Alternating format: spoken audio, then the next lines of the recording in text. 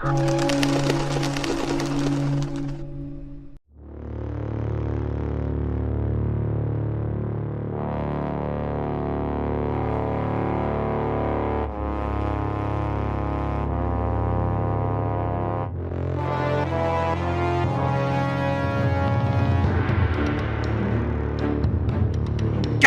they fucking did it! The Mad Lads fucking did it! Somebody's finally recognized the majesty of the heavy tuba gunner and finally put his ass in a game. This isn't a fucking opening gag. I'm legitimately giddy as a fucking schoolgirl at this absolute first chair unit. Finally got put into a fucking game and this whole situation just tickles me fucking pink. Oh, hey, look! Boomer juice! And then, oh, the music's already started and now everyone's favorite part, the shitty CGI explosion. Are you ready? Here she comes in 3, 2, 1. Let's fucking go!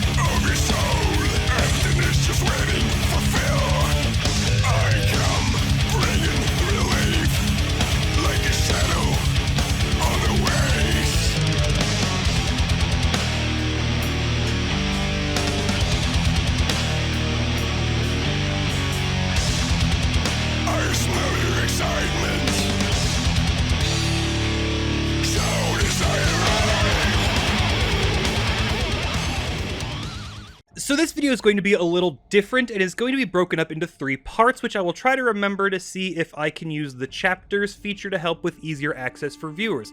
Part 1 will consist of the professional disclaimer from a motherfucker who is anything but. Part 2 will consist of the nitty-gritty main purpose of why we is here.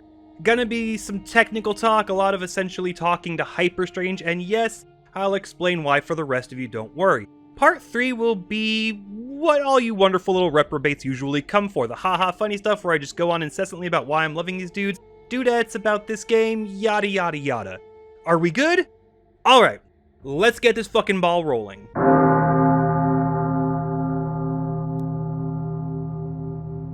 Alright, professional disclaimer for the purposes of transparency. A week or so ago, Hyperstrange contacted me inquiring if I would be interested in doing some beta testing and giving some thoughts on the upcoming Postal spinoff title. And after about an hour or so of 13-year-old fangirl heart palpitations, I said, oh hell yes, I have not been compensated for this. I have no desire to be compensated for this, and any notions of receiving compensation will be treated with outright hostility and rejection. The fact that Hyperstrange know I have this tendency to get things wrong, and sometimes even be wholly out of line, yet still willing to risk my lizard brain opinions is already huge enough, and probably far greater than I deserve. They've given me permission to essentially show whatever the hell I want, and even stream it, which sadly, thanks to my Amish internet, I can't do the monthly stream until the 17th, which is on a Sunday, so I probably wouldn't even be able to until the following weekend, which sucks, but maybe once I'm done with my next project after this, I can upload a nice playthrough. Scroll it down, daddy. As this is a beta, there are placeholder assets such as the UI, there are no cutscenes, many things will be subject to change, and maybe even a few things I report on will already have fixes in the works, but I will give my info anyway, just in case me spewing my lizard brain garbage might help them locate what the cause might be. I think that's everything, so let's get our butts into second gear.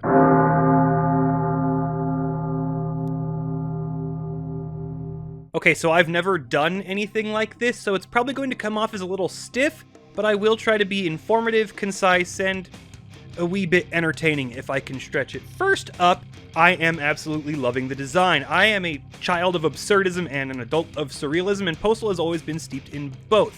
What you built here is kind of the perfect embodiment of both in their most glorious extreme forms, and exactly what I would imagine the world to look like through the dude's head drama lens-covered eyes. Enemy designs are phenomenally satirical, a good variety, and just really embodying that demented Saturday morning cartoon aesthetic that the world seriously needs more of. I just absolutely want to buy several of you beers and pick your brains because the way you guys embody your studio's name in every facet of a game never ceases to blow my fucking mind. I spent 13 years living in suburban hell, so that first level gives me an insane catharsis. There was a part of the town I lived in where literally 50% of the houses had the exact same floor plans, to the point that when I walked into a friend's house for the first time, I knew exactly where every room was and which child got which room. So going door to door just turning 3-bedroom ranches into Jackson Pollock's Red Phase just tickles a little demented side of me. The soundtrack, enemy, and NPC designs really drive home that Edward Scissorhands /oblongs-like fever dream presentation of the level. The prison has this almost Quake-like industrial aura with really nice verticality built in. I did encounter a pretty consistent crash in there, which I will get to in its due course. The border wall level, which, let's be honest, will probably get me in trouble with YouTube for showing, but I'm gonna do it anyway, having that storming Normandy vibe really packs in the satirical punch. The final level of the beta gets a bit more of its special nature from its miniature labyrinth design, as well as the enemy that gets introduced. The sting from my thing. Don't let your kids watch it! Yeah, I'm gonna get in trouble for just making fetish porn in Postal and uploading it to YouTube.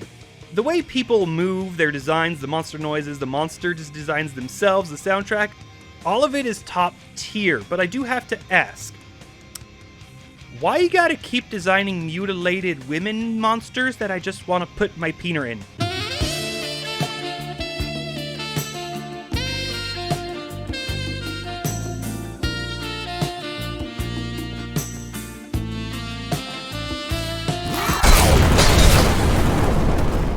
Are you trying to make my parents disappointed in me? Because it's kind of too late for that. That shit bottomed out years ago. All they can feel now is disdain for the people who keep feeding my degeneracy. Oh, what's that? Hello, Chief Captain Sheriff of the Police Squad. What? The graveyard? Crawling on his hands and knees, vomiting blood and digging up corpses? Well, he's an adult now, so y'all really need to have figured out how to handle this shit by now. Hollow point bullets to the head and they go right back to being dead. Well, maybe if you brought your grandmother flowers more often, her spirit wouldn't be so fucking vengeful now, would it? Well, if his acts are so unspeakable, why do you keep calling to tell me about it? You're interrupting my stories, and he's the rest of the world's problem now. Goodbye! Click. What? Oh, that. Yeah, I just wanted to hold a chess tournament. I got eliminated in the first round by a Confederate soldier who died of a severe case of athlete's foot. Didn't know how to use Tenactin, but he was a chess prodigy. Not one of my prouder moments. And speaking of hollow points, I think we can move on to the gunplay and weapons, and I have literally no complaints. I think every single one of them is absolutely phenomenal. I wonder sometimes if the shotgun having an ammo cap of 100 is a bit much and lowering it would improve the drive to get players to swap weapons more often, but considering each shot uses 2 shells, the meat hook shenanigans, and the larger enemy groups, I can't say that the amount that I used the shotgun was a bad thing, or that lowering the cap would be a truly good thing. Might actually interfere with the balance you are setting up to do so. I will say that the meat hook shenanigans can get you places you aren't supposed to go for fun times. Look, you did this.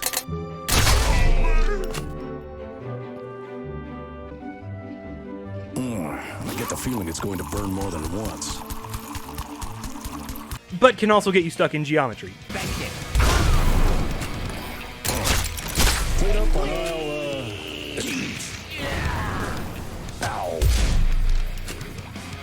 Since the parry animation was changed, I think the saw, shovel thing could use a second attack. I don't think it's actually all that necessary, but I do believe that the time between when a weapon swap is initiated and when that weapon can be used could be a bit lower. It doesn't need Doom Eternal style quick swap shenanigans, but there is a very noticeable window from when the dude pulls out the saw shovel and when he can actually start using it. I do really like this parry animation though. I always love the option to kick people off cliffs in action games. Aw, hell yeah. Is Brenda with the fine booty. Fuck you, Brenda, saying my casserole was shit.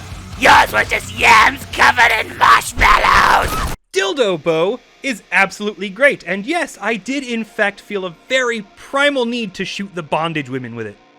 Thank you for that, I guess, and you bet I've already figured out some shenanigans with the time bombs. lay it down, fill the bubble with bullets, and then watch as everything inside said bubble turns into strawberry jelly when it pops.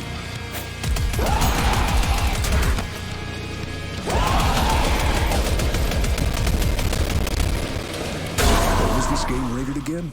I don't know what specific thing you guys are doing with how exactly you are conveying information to the player and getting them to experiment with weapons functions, but keep doing it. It's fucking working.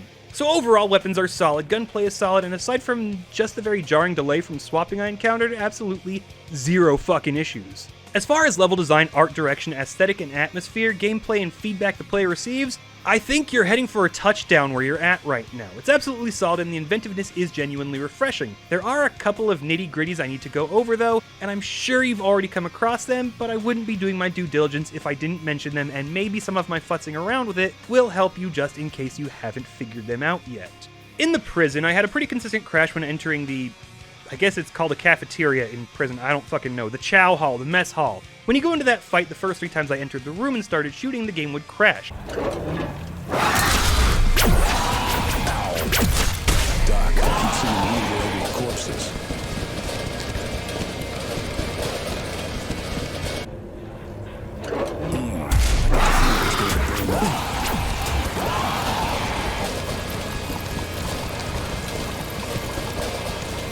On the 4th attempt, I used the brain firing gun, as I've taken to calling it, secondary fire, to clear the room before entering, and everything went fine. On my second playthrough, I went in as normal, and didn't end up having any problems, but I did find out that the cage monsters can push you through walls and the floor.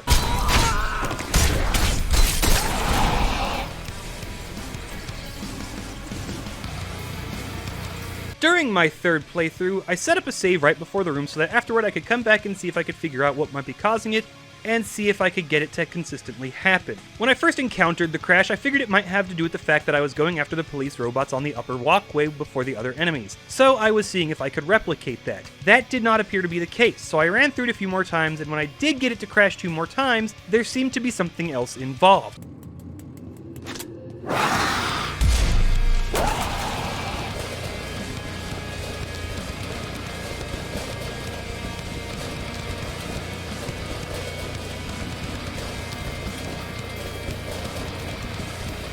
So I went back through my previous footage of the crash and noticed it would only happen after the cage monsters did their little scream letting you know they were charging. On the last 2 crashes I could get the game to go through, it appeared the game crashed when one of the tables they knock over collides with the dude. As I was looking up in previous instances, I wouldn't have noticed if a physics object had hit me, but this was the most consistent I could get it, so I think the physics objects colliding with the player's hitbox might be what's causing it, but it might only be in that specific room. I don't really know, and like I said, you've probably figured it out by now. I'm just covering my bases. The other issue I noticed was with rebinding some of the controls. I like to rebind my item swapping to the mouse wheel, but even after setting specific weapon cycling keys, the mouse wheel would still only cycle the weapons. Again, I'm pretty sure you know about that one, I just gotta put it out there in case maybe it helps. Maybe a slight bit more atmospheric crafting could be fun, like in the suburbs probably. Why did I say it like that? Like in the suburbs, possibly some weird suburb sounds far off in the distance, like kind of like a liminal space, like it's just kind of out of your perception type deal, like mowers or something. I don't know, maybe that would be too much. Maybe give it a shot and just see if you like it. And maybe I'm just spoiled at this point and have gone off the deep end and I'm demanding too much. You tell me. You're the guys in charge here. Other than that, setting the FOV to 90 doesn't create a terrible fisheye lens effect and it looks fine, so everything is looking great so far. Absolutely solid. I do have one important question though. How did you get footage of the inside of my house?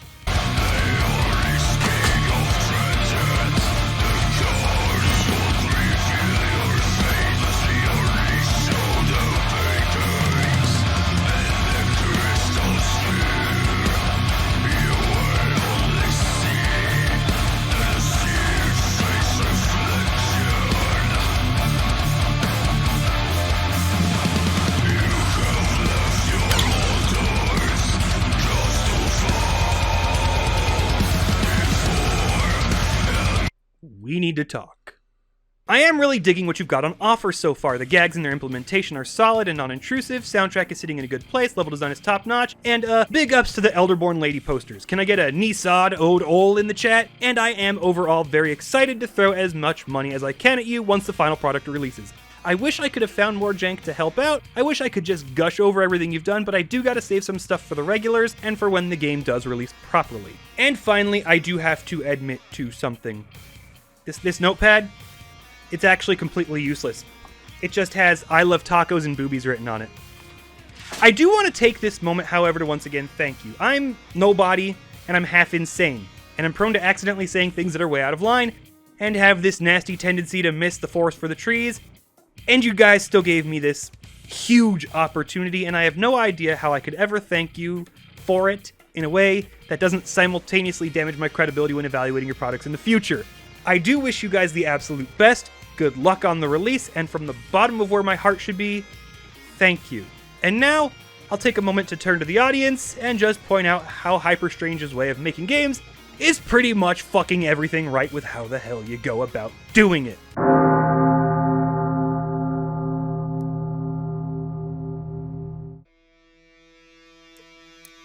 Gamer drank. Hope that shit doesn't stain my Hope that shit doesn't stain my teeth red. That would look really silly. Hey y'all! Pretty fucking wild, right? What's on display here is pure insane goodness, and I hope after I get my next project done, I can get around to putting up a little more for you in a timely manner.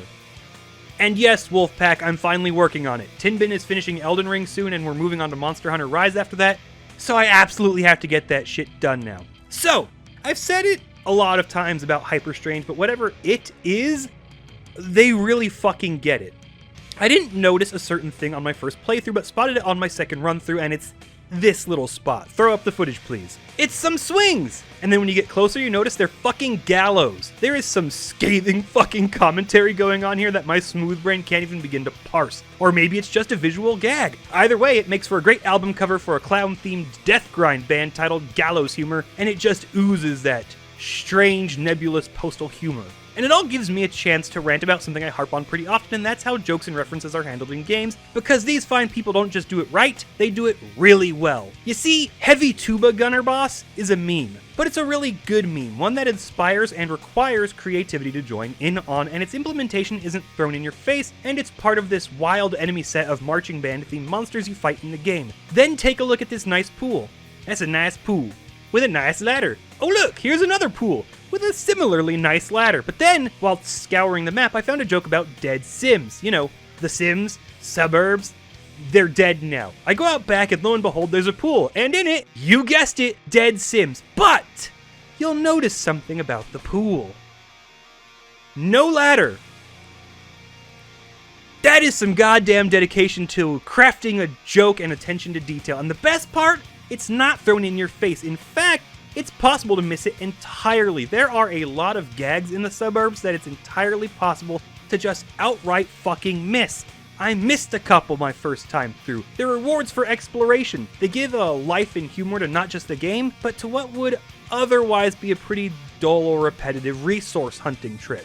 This is how you do these kinds of jokes and references in a game. Think back to Saints Row 2 and 3. In 2, most of the game was played pretty straight, just with that irreverent, almost parody-style humor. Most of the over-the-top shit was never even acknowledged. You literally defeat Voodoo as part of the story, and nobody fucking mentions it. The Septic Avenger, insurance fraud, and even most gags overall had to be sought out. The main game was already hilarious, but it wasn't the game pulling the player's attention away from everything, demanding they stare at the gag, and then congratulating themselves for making it. And that's where Saints Row 3 fails. Everything was forced on you. You were forced to interact with the Professor Genki games at least once, you were forced to engage with the insurance fraud game at least once, and they dialed the absurdity way up from the get-go on it.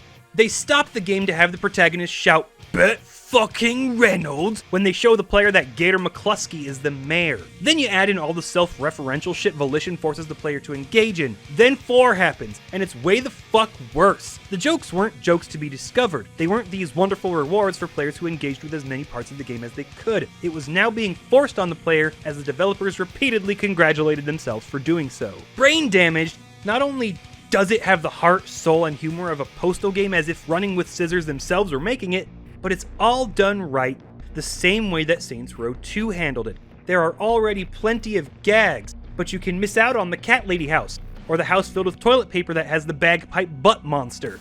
These jokes don't demand the player's attention, and they're not constantly congratulating themselves for making them. They're there for the player to go out of their way and stumble upon, Or not, because there's already enough madness on display for you to bear witness to on your first playthrough. You want to know how to do references, Easter eggs, and gags in video games? Look at Saints Row 2, look here, look, listen, and know that without a doubt, this is how it's done. It's why I hated Saints Row 3 and 4. In 2, singing along with the radio was an incredibly secret Easter egg that you had to be driving around listening to the 80s channel to even have a chance of discovering, and in 3 and 4 they reference it by forcing you just to go through it. Just fucking awful, and it's nice to see the proper way of going about it is still in play. Reward the players, don't just pull their attention and demand they fucking clap. Do I have a gag I can throw in here while I scroll my shit down, or do you just have to watch me fucking do it like I'm a fucking idiot who didn't really plan this shit out properly because I'm a fucking moron? Great fucking job, Necro. The mystique is ruined entirely. But other than that, this shit's got me fucking excited. We've got the full release of 2 fucking Postal titles on the horizon, and it's already been an absolutely fantastic year for games that my bank account is still recovering from, and I'm really thinking it's only going to keep getting better. You bet your sexy asses I'm tackling this baby when it drops, and I'm 10 kinds of excited to do so. Call it fucking bias if you must in order to keep me honest at this point, but Hyperstrange has quickly become one of my favorite developers. I'm even going through their backlog in my spare time. Absolutely fantastic stuff. And alright, I think I've fangirled enough. I know it was a bit of a different one, but the situation is very new to me, and I kinda want to take this moment again to thank Hyperstrange. It means the absolute world to me that you gave me this opportunity, and it means just as much, if not even more, that I was able to share it with the viewers. But I still have one thing left to say. I'm the TheNecroswanson, and you can go fuck yourselves.